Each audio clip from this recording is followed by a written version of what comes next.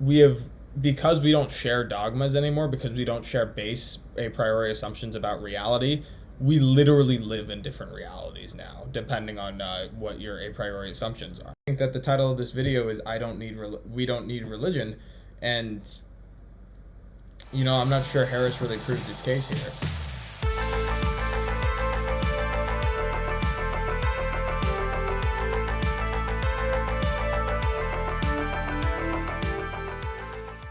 Both are necessary. Both are necessary. We've just overcorrected, I think. Condition.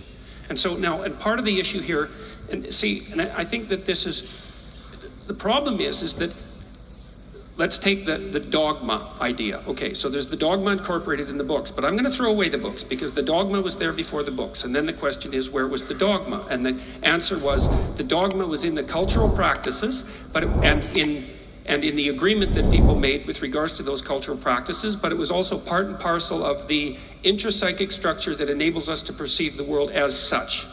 Now, the problem is, for people who don't understand what that means, it's basically those dogmas are part of the interpretive filter of the world. Basically, those dogmas are necessary so everybody in a culture can perceive reality the same way. We don't have that anymore, especially in America.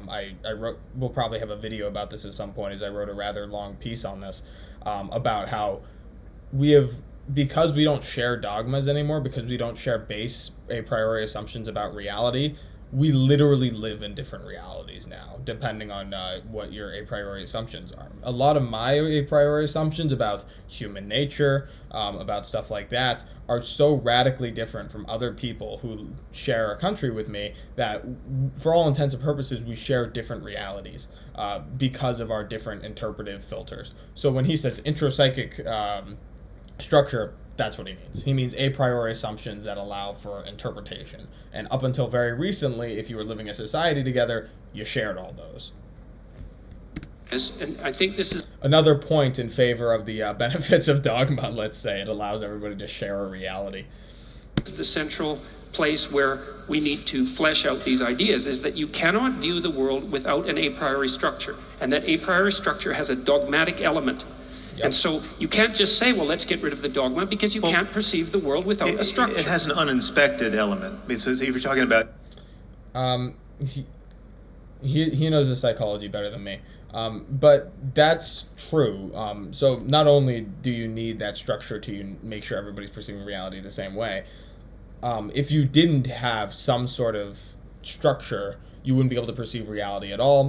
This is a very kind of an old philosophical question that's now made its way into cognitive science, which is when you see a chair, you perceive a chair, and you perceive a chair instead of perceiving its legs and its parts in a kind of disjointed way. When you see a cup, you see like drinking device. You actually see the object not as an object at first, but as a tool or an obstacle, and then you define what the object is in the scientific sense later.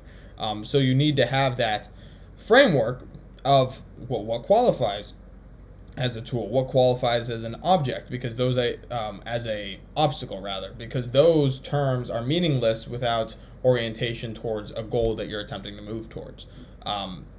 So the understanding of what an object is comes first from its relevance to your goal, its relevance to your interpretive structures and your dogmas before you can understand it in an objective and a materialist scientific way. So that's rather interesting. I think that's what he's saying. He's talked about this at length. Again, these are not my ideas. Peterson has kind of expanded on this, and I'm kind of bringing that into this conversation because you might not know what the hell he's talking about there if you aren't familiar with the rest of his work. So there's that, although nobody really acts like that. It's psychologically impossible, as far as I'm aware. I don't think it's possible to not have perception like that. I think he's just speaking in the abstract sense, is that the dogma is necessary. So necessary it's not a biological option to not have some type of dogma. Although he might be stretching the definition of dogma a bit, depending on what Harris means. Although I imagine Peterson would say it's not a stretch at all.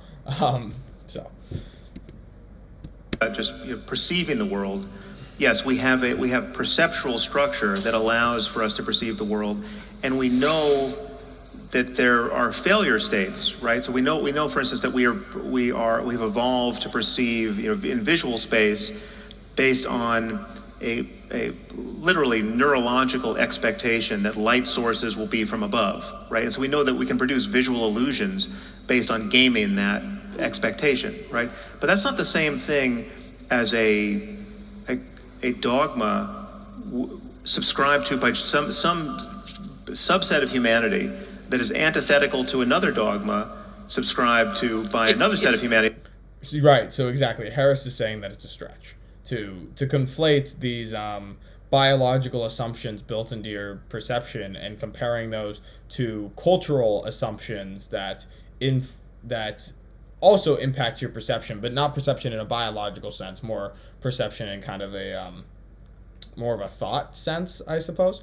I'm not really sure how to phrase that correctly, but he's saying that these are different types of dogmas and that they shouldn't be conflated. That has nothing to do with underlying biology. That's something that's changeable. It's not so obvious. No, but it's changeable in real time based on just conversations like this.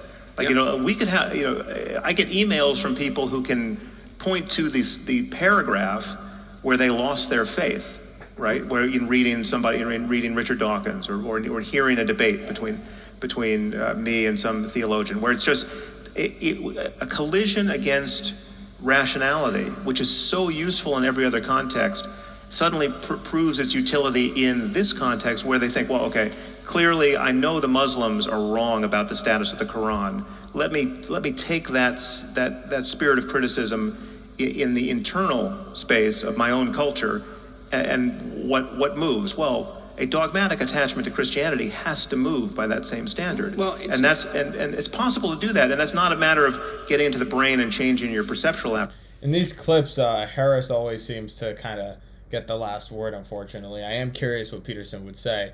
But I guess what I would say is that, yes, they're different.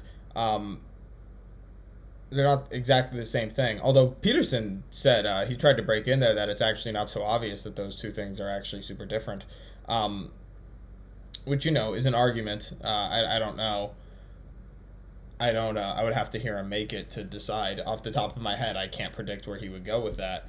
But I will say that the earlier point about how it's not that social or a priori, like cultural assumptions are necessary for perception is true. And if people don't share them, then it's very difficult for them to share a culture, which is also very true. Harris has also said that rationality shit, itchy nose.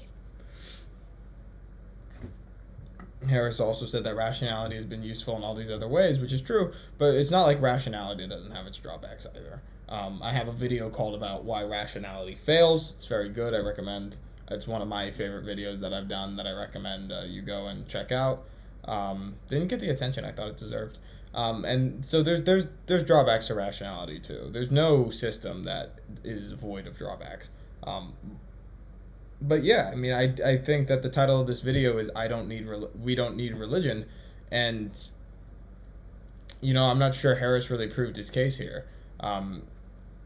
Peterson talked about how a metaphorical understanding of the world was partially biological, but I also think that he alluded to its cultural necessity, and Harris didn't really address the cultural side of things. So I'd like to hear him somewhere else address that side.